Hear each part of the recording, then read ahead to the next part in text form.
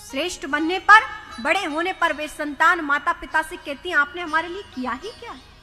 तो धिक्कार है ऐसी संतान पर जो माता पिता से ऐसे बड़बोले वचन कहने के वो सामर्थ्य जुटा पाते हैं। धिक्कार है ऐसी संतानों को जो कह देते हैं कि आपने हमारे लिए किया ही क्या है। अरे माता पिता इस जन्म ना देते पृथ्वी पर तो तुम क्या होते, तुम्हारा पालन पोषण ना करते, तुम्हें योग्य ना बनाते, तो क्या ये वाणी तुम्हें कुछ कहने की सामर्थ्यता दे पाती। हद है उन लोगों के लिए कि जो मां, जो पिता अपनी संतान को बोलना सिखाते हैं और वही संतान उन मां बाप को चुप रहना सिखाती है।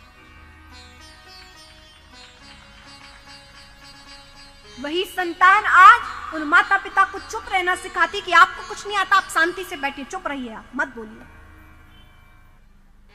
जिनने आपको बोलना सिखाया, वाणी का कैसे प्रयोग करें ये सिखाया, शब्द दिए, ज्ञान दिया, आपके साथ लगे रहे, तब आप सीख सके। और आज जब वाणी मिल गई तो उसका दुरुपयोग कर रहे हो कि आप चुप रहिए, ऐसे शब्द निकल रहे हैं। अपनी वाणी पर सदैव ध्यान रखें, अपने माता पिता का, अपने पूर्वजों का सम्मान करें। उनका सम्मान कर लिया, आपने भगवान की सेवा कर ली। स्वयं भगवान ने अपने माता पिता की सेवा की है, तब भगवान के शास्त्रों में माता पिता के लिए कहा गया है सबसे पहले संतान के लिए उसका देवता कौन है? मातृदेवो भव, पितृदेवो भव, आचार्य गुरुदेवो भव। ये उसके लिए देवता है। बाद में और अन्य देवता हैं।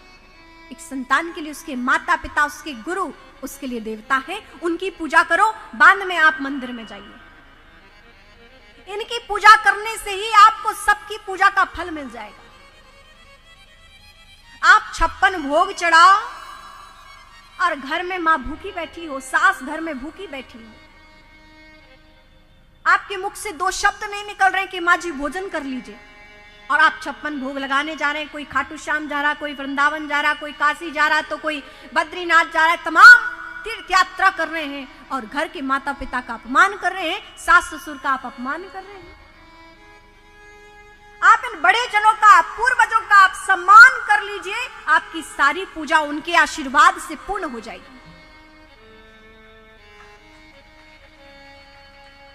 मानते हैं कि कई बुजुर्ग की वाणी थोड़ी कठोर होती है, थोड़ा कठोर बोल देते हैं तो घर के परिवारीजन उनसे चिढ़ जाते हैं कि अरे माँ जी ने हमें ऐसे बोला, हमारी सास ने ऐसे बोला, हमारी माँ ने ऐसे बोला। ठीक है, वो बुजुर्ग हो गए हैं, अब उनमें परिवर्तन की संभावना नहीं है। जैसा उनका स्वभाव था वो बन चुका है, उनमें परिवर्तन की संभावना नहीं है। प्रयास करना चाहिए कि पहले तो हम कठोर ना बोलें, अपनी वाणी को थोड़ा नियंत्रण और मौन रखें। लेकिन फिर भी यदि बार बार ऐसा होता है तो फिर भी अपने आप को ही आप सुधारें, प्रयास करें कि हम तो युवा हैं, हमारा तो विवेक है, हम में तो ज्ञान है, हम थोड़ा सैक्रिफाइस कर लेते हैं, हम थोड़ा सा कंप्रोमाइज कर लेते हैं। ठीक है, ओके, जैसा है ठीक है, हम उन्हें स्वीकार करते हैं, हमारे अपने तो हैं। अरे हमें हमारे पति जैसा सम्मान जो देते हैं, हमारा पालन पोषण करते हैं, हमारे पति की वो मां है जो हमारा पालन पोषण करते हैं, चलो हमें सम्मान इसलिए भी कर लेना चाहिए थोड़ा सा। और बड़े बुजुर्गों से भी कहें कि अपनी पुत्र बधुओं को भी थोड़ा सा प्रेम दें, अपनी पुत्री के भांति प्रेम दें। कोई भूल हो जाए तो थोड़ा क्षमा करें, आपस में सामंजस्य थोड़ा करें। जो कुछ भी प्राप्त होता है वो बड़े बुजुर्गों के आशीर्वाद से प्राप्त होता है। केवल आपका पुरुषार्थ नहीं कि आप अपना पुरुषार्थ करो और आपको सब मिल गया हो, नहीं।